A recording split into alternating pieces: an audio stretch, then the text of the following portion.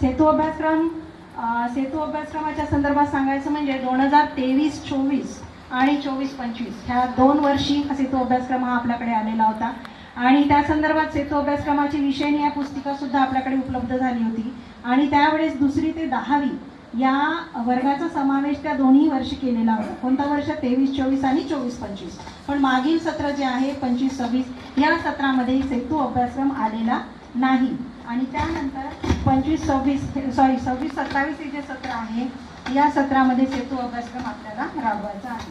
तर हा जो सेतू अभ्यासक्रम आहे तो सेतू अभ्यासक्रम हा SCERT द्वारा हा तयार केलेला असून यामध्ये SCF 2024 आणि NEP 2020 यांच्याशी सुसंगत असा हा अभ्यासक्रम तयार केलेला आहे.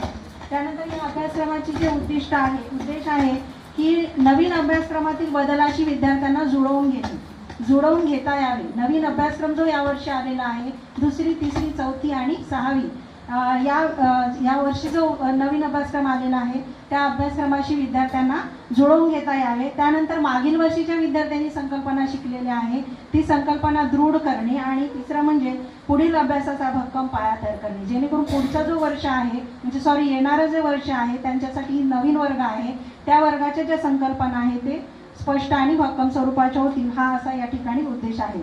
त्यानंतर हा जो सेतू अभ्यासक्रम आहे कोणासाठी? तर सेतू अभ्यासक्रम हा सर्व व्यवस्थापनाच्या सर्व शाळांसाठी हा अभ्यासक्रम आपल्याला राबवून घ्यायचा आहे आणि वर्ग म्हणायचं तर 3री, 4थी आणि 6वी या वर्षीचा सेतू अभ्यासक्रम हा फक्त 3री, 4थी आणि 6वी या 3च वर्गांसाठी आपल्याला राबवायचा आहे.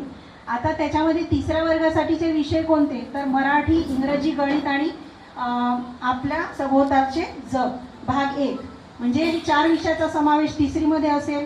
4थीमध्ये सुद्धा भाषा, गणित, इंग्रजी, आपल्या सभोवतालचे जग भाग 1 आणि आपल्या सभोवतालचे जग भाग 2 अशा 4थीसाठी आणि अशी 3रीची एक पुस्तिका आलेली आहे ज्यामध्ये सर्वच विषयाचा समावेश आहे. 4थीची एक पुस्तिका आली आहे ज्याच्यामध्ये सर्वच विषयाचा समावेश आहे. परंतु 6वीच्या ज्या पुस्तिका आल्या आहेत त्या 3 पुस्तिका आलेल्या आहेत. आता 3 पुस्तिकेमध्ये एका पुस्तिकेमध्ये मराठी आणि गणित, मराठी आणि इंग्रजी, दुसऱ्या पुस्तिकेमध्ये गणित आणि विज्ञान आणि तिसरं जे पुस्तिका आहे ती सामाजिक शास्त्र या विषयासाठी स्वतंत्र 3 पुस्तिका आपल्यापर्यंत आजच प्राप्त झालेल्या आहेत. त्यानंतर हा जो उपक्रम आहे सेतू अभ्यासक्रम हा राबवायचा किती दिवस? तर ज्या दिवशीपासून शाळा सुरू होत आहे त्या दिवशीपासून आपल्याला सलग 21 दिवस हा उपक्रम आपल्याला राबवायचा आहे. आता माध्यममध्ये मराठीचा जो कालावधी आहे म्हणजे 3 आठवडे, तर 21 दिवसाचा हा जो विशेष अभ्यासक्रमामध्ये नवीन शैक्षणिक धोरणाने सुचवलेली जी ध्येय आहे त्याचा समावेश केलेला आहे. त्या क्षमतांचा समावेश करून प्रामुख्याने हा अभ्यासक्रम तयार केलेला आहे. माध्यम आहे मराठी आणि उर्दू या 2 माध्यमामध्ये आपल्याला हा अभ्यासक्रम घ्यायचा आहे. तर त्यानंतर साहित्य काय? तर साहित्य राज्यातील सर्व शासकीय व खाजगी अनुदानित शाळांना छापील स्वरूपात पुस्तिका आजच आपल्याकडे उपलब्ध झालेली आहे. या व्यतिरिक्त आपण जी SCERTची जी वेबसाईट आहे www.maa.ac.in ही जी वेबसाईट आहे या वेबसाईटवर सर्व वर्गाच्या ज्या PDF स्वरूपात आपल्याला पुस्तिका उपलब्ध मिळेल. परंतु आजच आपल्याकडे पुस्तिका प्राप्त झाल्या आहे त्यामुळे प्रत्येक शाळेला एक पुस्तिका ती मिळणार आहे. त्यानंतरचा आहे सेतू अभ्यासक्रम का तयार करण्यात आला? तर सेतू अभ्यासक्रम जो आहे का तयार करण्यात आला? तर नवीन अभ्यासक्रमातील संकल्पना व जुन्या अभ्यासक्रमातील संकल्पना यांची सांगड घालता यावी याकरिता या सेतू अभ्यासक्रमाची निर्मिती करण्यात आली. जेणेकरून सेतू अभ्यासक्रमाची उजळणी नसून एक नाविन्यपूर्ण शिक्षणाची आपली पूर्वतयारी ही आहे. तर यामध्ये शिक्षकांची भूमिका काय असेल? तर शिक्षकांची भूमिका असेल मुलांचे मार्गदर्शक आणि प्रेरक, मुलांच्या अडचणी ओळखणे आणि मार्गदर्शन करणे, शिक्षणाला स्थानिक जीवनाशी जोडणे आणि बहुसंवेदी साधनांचा वापर करणे. विशेष शिक्षक कुठे गेलेले आहेत? शिक्षकांची भूमिका म्हणजेच शिक्षक मुलांमध्ये मिसळून शिकवतील आणि विद्यार्थ्यांकडून कृतीयुक्त अध्यापन आणि अध्ययन दोन्ही करून घेतील. तर यानंतर आहे शिक्षकाची भूमिका. त्यानंतर आहे शिक्षकांसाठी काही मार्गदर्शक सूचना दिलेल्या आहेत. त्यामध्ये मार्गदर्शक सूचनेमध्ये दिलेला आहे बघा, अध्ययन निष्पत्तीवर विशेष भर आहे. ही जी पुस्तिका तयार केलेली आहे या पुस्तिकेची रचना बघा. हे पुस्तिका जी आहे यामध्ये पुस्तिका आहे. ह्या पुस्तिकेमध्ये बघा प्रत्येक पुस्तिकेमध्ये प्रत्येक तासिका क्रमांक निहाय ही पुस्तिका तयार केलेली आहे. अध्ययन निष्पत्ती आहे, अध्ययन निष्पत्तीनंतर अभ्यासक्रमाचे ध्येय आहेत आणि त्यानंतर अध्ययन क्षेत्र आणि क्षमता सुद्धा या ठिकाणी दिलेली आहे. आणि भाषिक घटकामध्ये श्रवण असेल, भाषण असेल, संभाषण असेल याचा सुद्धा या ठिकाणी उल्लेख केलेला आहे. तर ही जी पुस्तिका आहे प्रत्येक दिवस निहाय कृती पत्रिका या ठिकाणी दिलेली आहे, जी की आपल्याला विद्यार्थ्यांकडून सोडवून घ्यायची आहे. तर एकंदरीत काय, अध्ययन निष्पत्तीवर भर आणि क्षमता विधाने साध्य करण्यावर या ठिकाणी भर दिलेला आहे. त्यानंतर कृतीपत्रिका. कृतीपत्रिका जी आहे पाठ्यक्रमाशी संबंधित अभ्यासक्रम, ध्येय, क्षमता विधाने आणि अध्ययन निष्पत्ती. प्रत्येक कृतीपत्रिकेमध्ये अध्ययन निष्पत्ती त्या त्या घटकाला कोणकोणते अध्ययन निष्पत्ती लागू होतात याचा सुद्धा त्या ठिकाणी उल्लेख केलेला आहे. तर त्यानंतर आहे प्रत्येक दिवशी कृतीपत्रिका शिक्षकांच्या मार्गदर्शनाखाली विद्यार्थ्यांकडून सोडवून घ्यायची आहे. कुठल्या तारखेपासून करायचं आहे ते?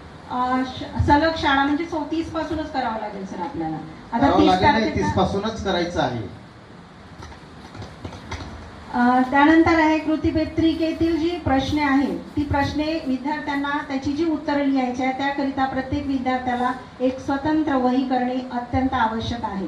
विद्यार्थी त्या ज्या काही कृतीपत्रिका सोडवून घेतील ते त्या वहीमध्ये नोंद घेतील आणि पर्यवेक्षण यंत्रणा जेव्हा कधी तुमच्या शाळेला भेटतील तेव्हा त्या कृतीपत्रिकेच्याच विद्यार्थी सोडवतील त्या वह्या नक्की पाहिल्या जातील. त्यामुळे विद्यार्थ्यांना एक स्वतंत्र वही या जे सेतू अभ्यासक्रम आहे त्याकरिता त्यांना स्वतंत्र वही करायची आहे, जेणेकरून दिवसनिहाय कृतीपत्रिका त्या ठिकाणी विद्यार्थी सोडवू शकतील.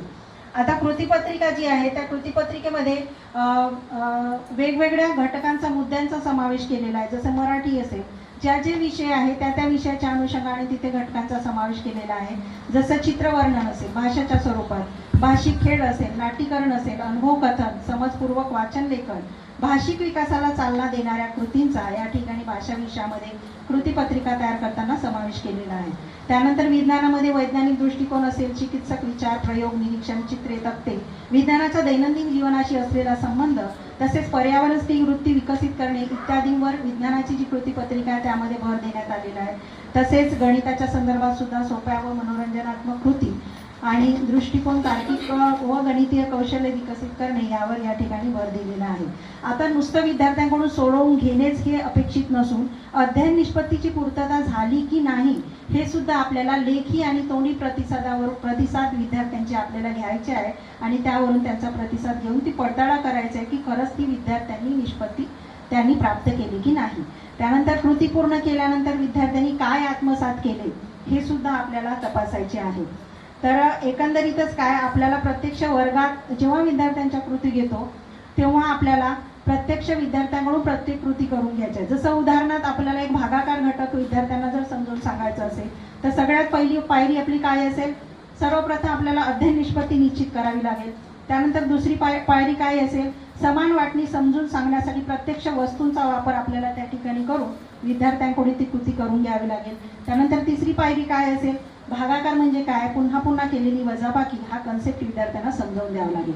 ह्या सगळ्या कृती जेव्हा आपण विद्यार्थ्यांना सांगू प्रत्यक्ष तेव्हाच तो घटक विद्यार्थ्याला समजेल आणि त्यामुळे तो घटक त्याला समजेलही आणि त्या विषयाची आवड सुद्धा निर्माण होईल.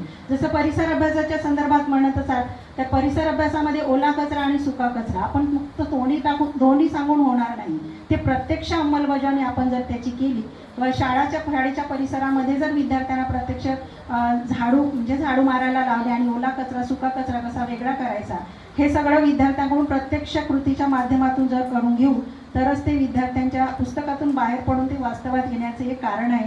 त्याच्यामुळे त्यांना आपल्याला ते प्रत्यक्ष कृती विद्यार्थ्यांकडून करून घ्यायचं आहे. हे झाले 2 उदाहरण. तर हे अशा प्रकारे हा जो सेतू अभ्यासक्रम आहे तो आपल्याला घ्यायचा आहे. सेतू जो अभ्यासक्रम आहे त्यामध्ये क्षमता आधारित मूल्य आपण जिथे प्रत्यक्षात ज्ञान कसे वापरावे हे बघितले जाते.